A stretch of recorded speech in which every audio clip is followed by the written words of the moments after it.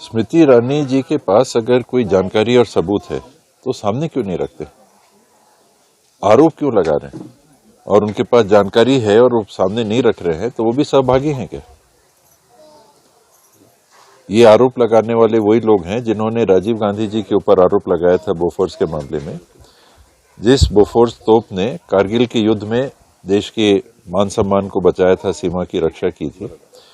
और उस आरोप में मिस्टर क्लीन जाने जाने वाले राजीव जी के छवि पे विपरीत घात करने की इन लोगों ने भरसक कोशिश की। और ये अत्यंत दुर्भाग्य की बात है कि उनकी मृत्यु के 10-12 साल बाद सुप्रीम कोर्ट ने कहा कि कहीं भी कोई ऐसी बात है ही नहीं। ये है आरोप की राजनीति। उसके बाद इन्होंने यूपीए गवर्नमेंट के ऊपर आरोप लगाया था 1,84,000 करोड़ का कोयला स्कैम, 1,30,000 करोड़ का 3G स्कैम। 9.5 साल इनको हो गए शासन में, केंद्र की सरकार में। कोई भी कार्रवाई हुई? कोई तथ्य सामने आया? कोई भी बात आई? सिर्फ खोखला आरोप। और वो सरकार की छवि को प्रभावित करने में सीधी साधी भोली भाली जनता के सामने में कभी कभी सफलता हासिल कर लेते हैं। वही कोशिश ये यहाँ कर रहे हैं। कौन सा सबूत उनके पास है? और कैसी ईडी? वही ईडी है जिनके अधिकारियों के यहाँ नगद नोट पकड़ा रहे हैं।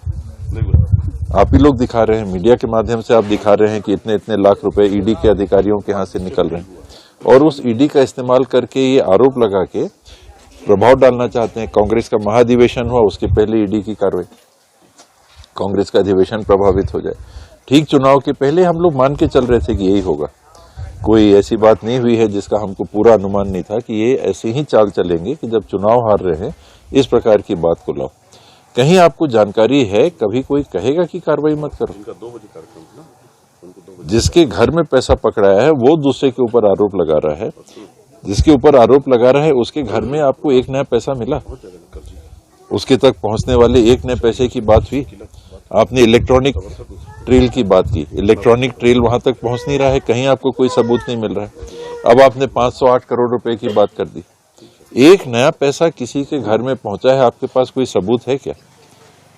मात्र आपने एक एलिगेशन लगा दिया और एक माहौल बनाने की कोशिश की। और ईडी का जो प्रेस रिलीज है उसमें भी लिखा हुआ है, उसमें कोई तथ्य नहीं लिखा है, बस एक माहौल बनाने के लिए।